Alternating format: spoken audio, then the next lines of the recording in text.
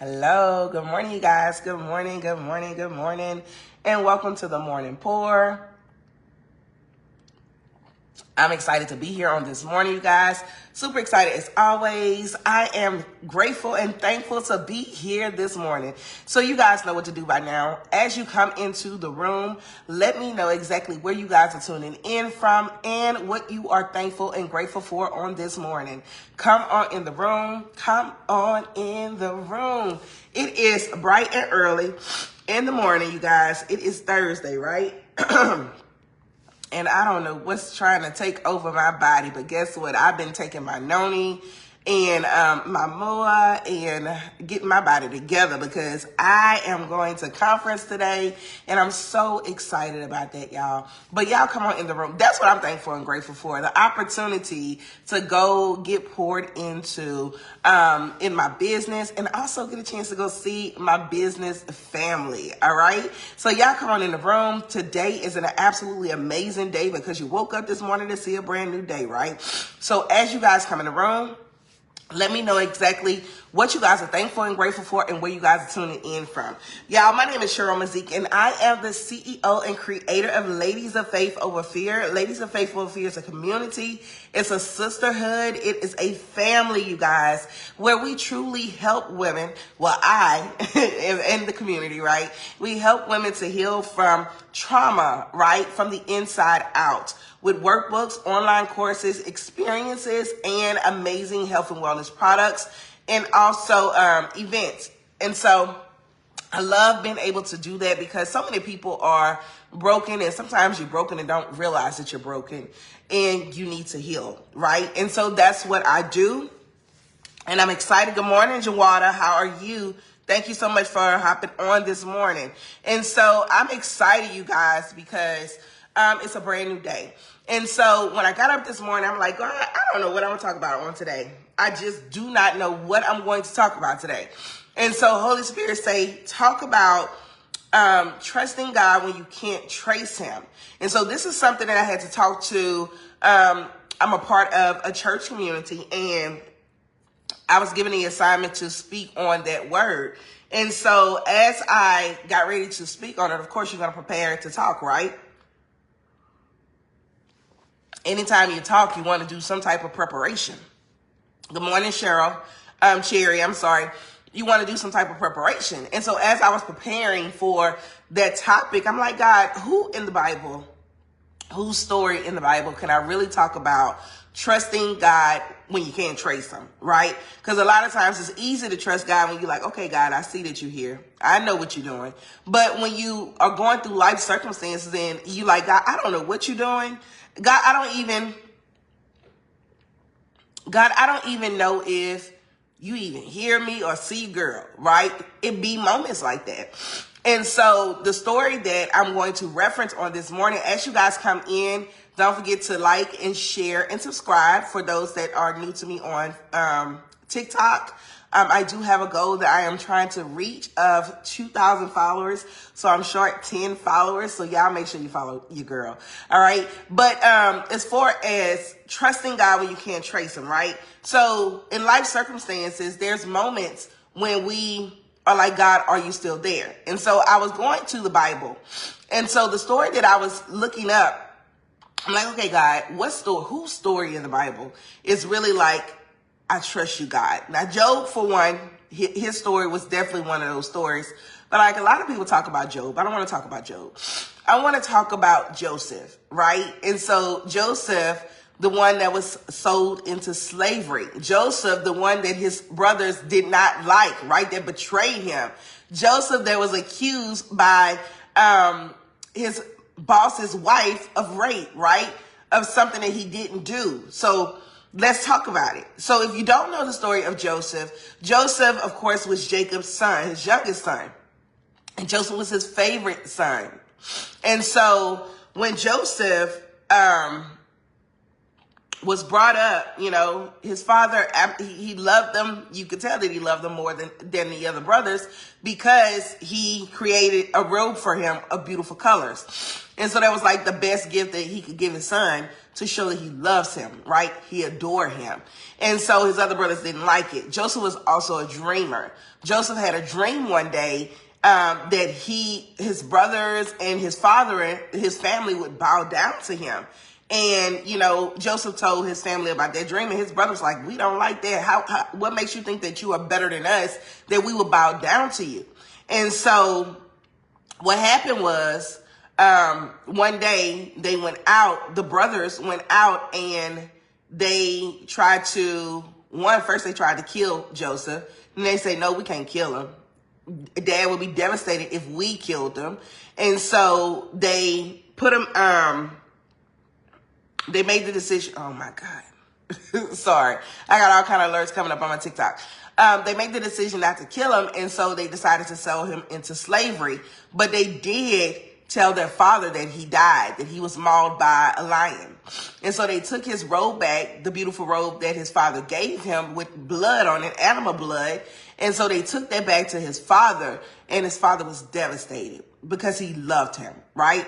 And so they sold him into slavery. When they sold him into slavery, Joseph ended up working for a pharaoh, right? He was like the second man in charge at that moment. He had favor over his life. Even though he had the circumstances of his brother betraying him, he was sold into slavery, he still had favor over his life. You still can see the hand of God still moving over his life.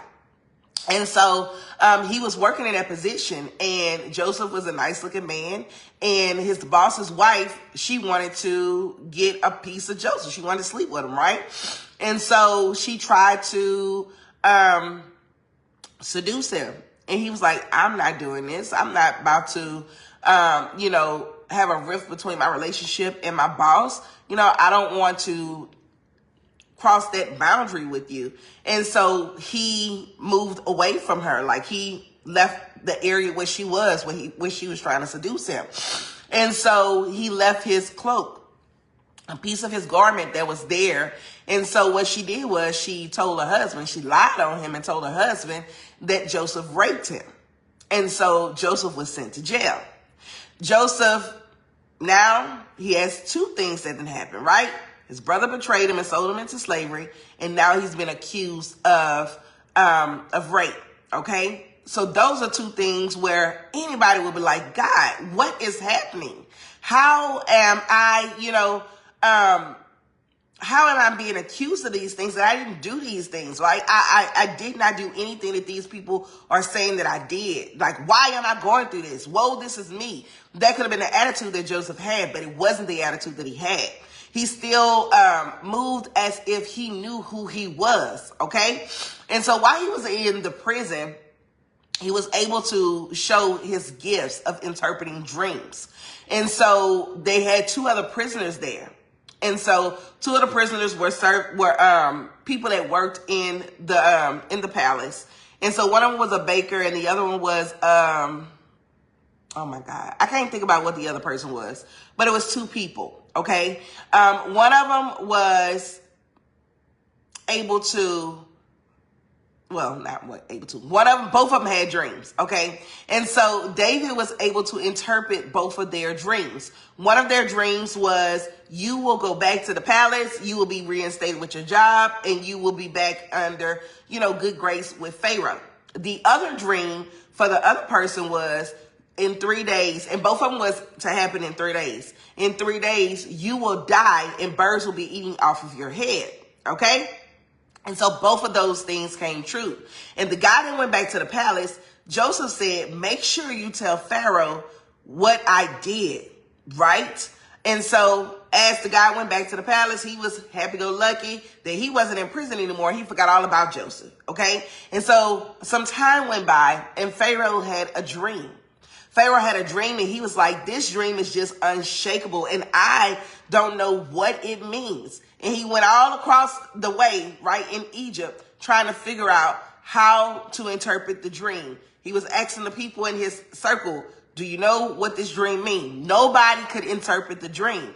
And then that's when the butler remembered, well, there was a guy in prison, right, who helped me interpret my dream and helped the other guy interpret their dream. And it actually happened. And so Joseph was able to interpret the dream for Pharaoh. Okay. And so when Joseph interpreted the dream for Pharaoh, the dream was all about 7 years of famine, right? To allow Joseph and the king and the Pharaoh, right, to be in a position of a great position, a position of overflow, a position of abundance, a position of wealth, a position of authority, right? Great authority. And so the dream meant that they would have 7 years of famine and 7 years of harvest, right?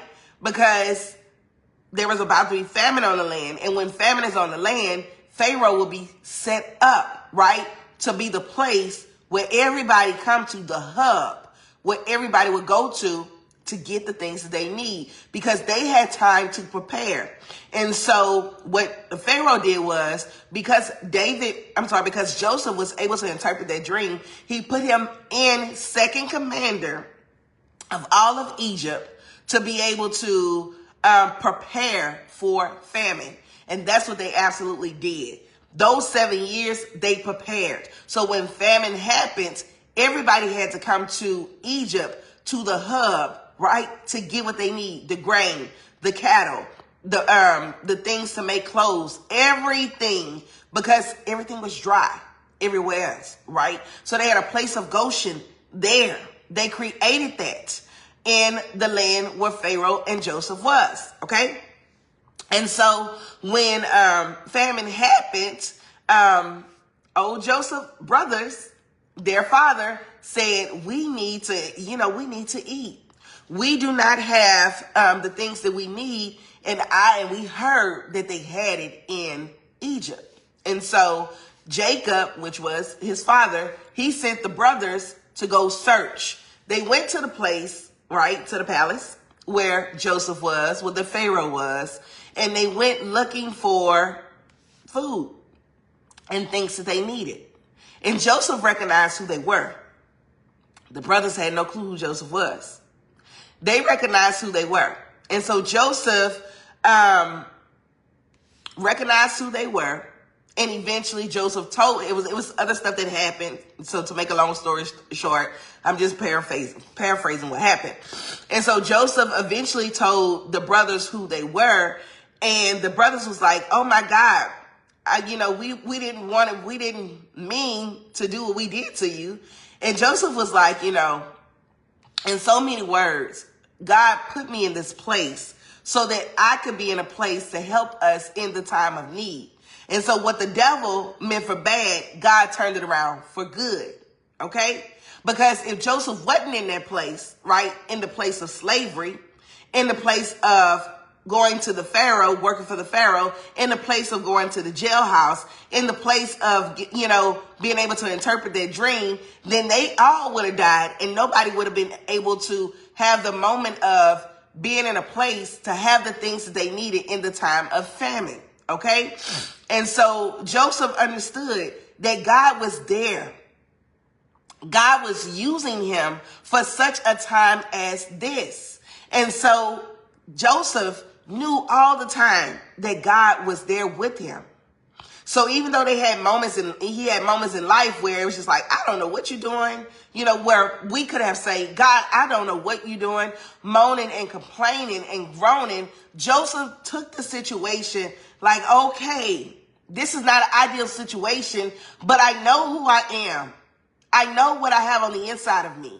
I know what I was called to do, right? God gave me the gift. He gave him the gift of interpreting dreams, and Joseph's gift made room for him. And so a lot of times we don't recognize the gift that we have and how the gift that God has given us will make room for us. But we got to be willing to trust God even when we can't trace him. And so that's what Joseph did. Throughout that whole period, Joseph was trusting God when he couldn't trace him. Because it's like, God, I don't know what you're doing. Good morning, Cree. And so a lot of times we be like, God, I don't know what you're doing. All I see is the bad things that's happening. I don't know what's around the corner. I don't know what is in my future. All I know is what I'm seeing now. All I know is the brick wall that I'm hitting now. All I know is the bad news that I'm getting now. All I know is that it's one thing, if it's not one thing, it's another thing that's happening to me now, right? And so Joseph was in the mindset of, okay, I'm trusting God when I can't trace him. And so I don't know who needs to hear this on today, but you got to be willing to trust God when you cannot trace him. Good morning, Laura, the Drix 8. Thank you so much for joining. Thank you, Jamie, for joining. Thank you, Carolyn Gill, for joining. Thank you, Frank, for joining. You got to be willing to trust God when you cannot trace him. Because a lot of times, the tests that we go through, they are truly, and the mess that we go through is truly setting us up for the message that God has for us to share with the world. To be a part of our purpose. To be a part of the thing that God has called us to do. But too often we get in our feelings. And we be in a place of, okay, I don't want to do this. I don't want to go through this. Know that when you make a decision to say, I trust you, God, and I'm going to allow your will to be my will, just know that that's when all hell is really going to break loose in your life. That's when all hell is really going to break loose in your life. Because the devil got a whiff of, oh, she know who she is now. Oh, she's going to make that decision to walk in her purpose. Oh, she's about to go change lives. Oh, she's about to bring, he's about to bring people to the kingdom of God. I can't have that. And so he's going to come after you even more, even the greater. Because guess what? The devil knows what your weakness is. And so that very thing that's your weakness, he's going to put it in front of you. He's going to test you to see if you really are going to do what you say you're going to do by rocking with God, by walking in your purpose, by doing what God has called you to do. So you got to be willing to trust God when you cannot trace him. You got to be willing to say, okay, God, I trust you. I'm going to move when you say move. I'm going to be obedient because obedient is greater than sacrifice. Obedient is that thing that opens up the door for you to really be able to see the fullness that God has over your life. And I'm telling y'all, that is the God honest truth. And when you truly trust God, you can have peace that surpasses all understanding. Because even though everything look chaotic in your life, you still know that God got you. And I trust you, God, when I cannot trace you. All right? So that's all I got for y'all on this morning because my iPad is about to die. And I wanted to make sure that I gave you guys a full message. If this encouraged you in any way, shape, form, or fashion, I want you to put a 1 in the comments. If you are not following me, make sure you guys follow me, subscribe, like the video because it is going up on my YouTube. And if there is something that you guys would like me to talk about, make sure you drop it in the comments. I would love to cater to you guys and give you guys what you guys are looking for. I'm still playing around with the time. If I'm going to do 6:30 or 7 o'clock, look like 6:30 might be my hour. I had more people that was rocking with me at the 6:30 hour. So I just want to make sure that you guys are, that I am here for those that would like for me to serve and pour into them in the morning time. Because remember, some people don't have somebody to pour into them. All they have is somebody to tear them down. They need somebody in their life that's going to help them be able to see the greatness on the inside of them. And that's what this morning pour is all about. Showing you and speaking life into you and believing in you until you believe in yourself enough to get up and move and start to operate in the purpose that God has called you to operate in, right? So that's all I got for you guys. I will see you guys. I do believe I am going to be available to see you guys tomorrow.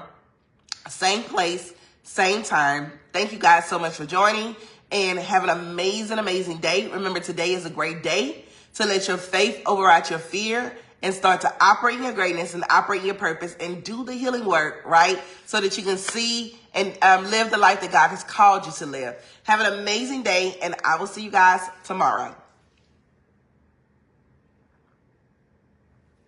Bye, y'all.